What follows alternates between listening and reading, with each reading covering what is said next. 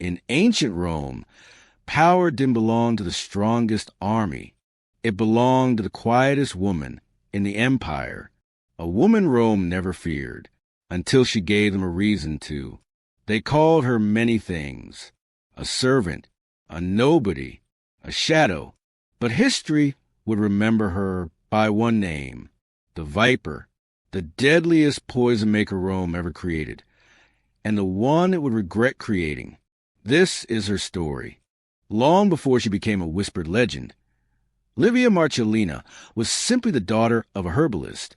Her father, Marcus, taught her everything about plants, how one leaf could heal, and how another could kill.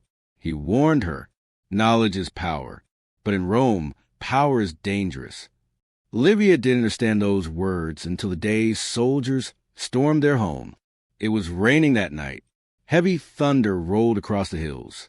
Livia was grinding lotus seeds when the front door burst open.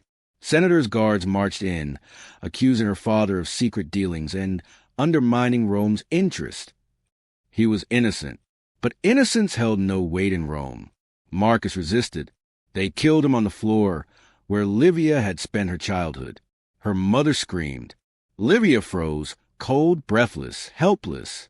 The guards seized her immediately, not because she was dangerous, but because she was useful. They dragged her through the streets toward the Senate's underground chambers. Not a prison, a workshop, where Rome forced gifted minds to create the empire's deadliest tools, where they turned knowledge into weapons, where they shaped monsters, not born, but made. That night, the quiet girl from a herbalist's home died, and something else was born: the Viper Cellar. That's what would be called years later.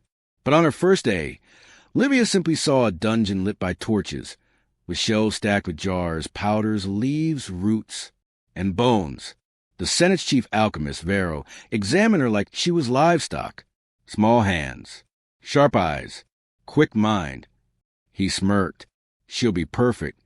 She spent years under his command, grinding, mixing, testing, failing, learning. She was forbidden from leaving, forbidden from grieving, forbidden from asking why her father died.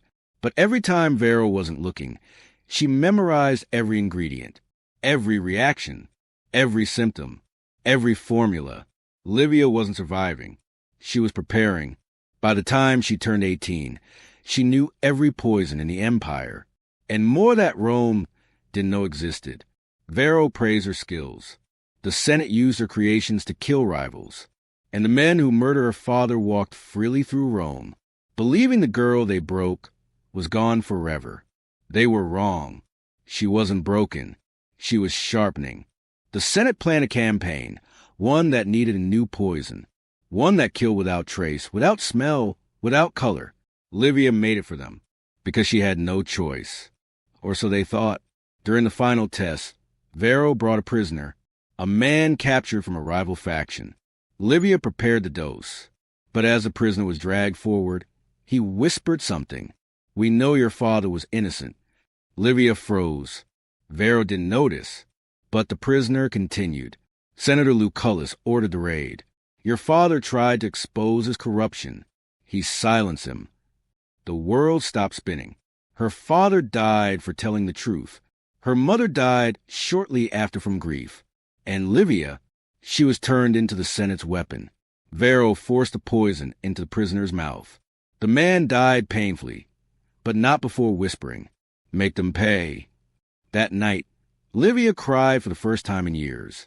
Not out of weakness, out of clarity. Revenge was no longer an idea. It was a mission, and she would complete it the only way she knew how, one drop at a time. Revenge in Rome required patience, and patience was something Livia had mastered. She didn't strike immediately. She studied, observed, waited. She memorized every schedule, the Senate meetings, the banquets, the rituals, the guards' rotations, even the way each senator liked his wine. And slowly, carefully, she began crafting her plan. The poison she designed wasn't ordinary. It didn't cause coughing or convulsions. It caused something worse. Fear, a poison that triggered silent paralysis. The victim remained awake, conscious, aware, but unable to breathe. Perfect for men who like control. Perfect for men who deserved none. Her first target would be the man who ordered her father's death, Consul Gaius Lucullus. She prepared the vial with trembling hands, not from fear, from anticipation. She had waited years for this. The night of Lucullus's grand banquet finally arrived, a celebration of his power, his wealth, his influence, but it would become the final night of his life. Livia didn't sneak in. She didn't hide. She attended as a servant, invisible, unnoticed, unimportant, perfect. As she refilled wine goblets, she slipped the tiniest drop into his cup, colorless, odorless, untraceable. When Lucullus lifted the goblet, Livia watched. He drank. He laughed. He boasted. Then he paused. His fingers trembled. His throat stiffened. His eyes widened. He tried to call for help. Nothing came out. He collapsed forward onto the table, eyes bulging, pupils shrinking. Senators panicked. Servants screamed. Guards rushed in. But Livia simply stepped back, head lowered, face calm. No one noticed her. She was just a poison maker, just a quiet girl. And that was her power. Lucullus's death sent shockwaves through Rome. Some said it was an assassination. Some said a curse. Some believed the gods were angry. But none suspected the quiet girl in the shadows. Livia's power grew in silence. She struck her next targets with precision. A general who burned villages for sport. A senator who trafficked slaves. A magistrate who executed innocent families. Each death was a message. Each message created fear. And fear created paranoia. Before long, Rome no longer feared its enemies. It feared the viper. Women whispered her name with hope. Men whispered it with terror. Leaders whispered it in locked rooms with shaking hands. Every shadow felt dangerous. Every cup felt suspicious. Every banquet became a gamble. The empire was bleeding, not from war, but from a single woman's revenge. The Senate assembled a task force of elite soldiers to capture the unknown assassin. Experts in interrogation, experts in torture, experts in tracking. They believed they were dealing with a man, a mercenary, a foreign spy, not a girl they saw every day. Livia watched them panic. It amused her. They patrolled streets, checked cellars, arrested innocent citizens, executed suspected traitors.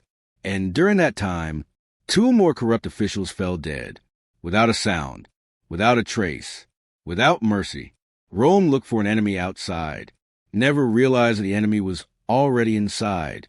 At last, Livia turned her attention to the man who had controlled her life in the cellar. Varro, the chief alchemist, the man who forced her to create poisons, the man who sold her genius to the Senate, the man who watched her lose everything and did nothing. Varro was brilliant, but arrogant. He believed no one could outsmart him. Livia knew otherwise. She prepared a toxin he had never seen, one that reacted only to heat. When Varro entered his laboratory, he lit his usual oil lamp. The moment the flame rose, the poison activated. He inhaled once. His eyes widened. His legs weakened. His breathing collapsed. He stumbled across the room, reaching for shelves, knocking over jars, gasping for life. And then he saw her, standing in the doorway, calm, silent, resolute. "You," he whispered, choking. Livia stepped forward. "You made me a weapon," she said. "Tonight, that decision returns to you." Varro fell at her feet, dead. The Viper cellar now belonged to her, and her alone. With Varro gone, the Senate realized the truth. Their weapon had turned against them. But it was too late. Livia controlled the one thing Rome truly feared. Unseen death. The most powerful men begged the gods, hired food testers, locked themselves indoors. But nothing worked. Livia didn't need access to palaces. She didn't need to infiltrate meetings. She didn't need to strike close. She controlled herbs that spread through wind, water, even touch. Rome called for priests, for oracles, for prophecies, and all of them said the same thing. A shadow walks among you. Panic spread like wildfire. Violence erupted. Trust collapsed. Livia had not only killed Rome's leaders, she had crippled its soul. Months passed. Rome chained forever. Corruption decreased. Abuse of power slowed. Fear kept powerful men in check. And Livia, she vanished, not out of fear, but because her mission was complete. Some said she traveled east to train queens. Some said she lived in the mountains. Some said she still walked through Rome, watching, waiting, but the truth, no one ever found her. Only her legend remained, a whisper in the night, a warning to tyrants, a reminder to corrupt.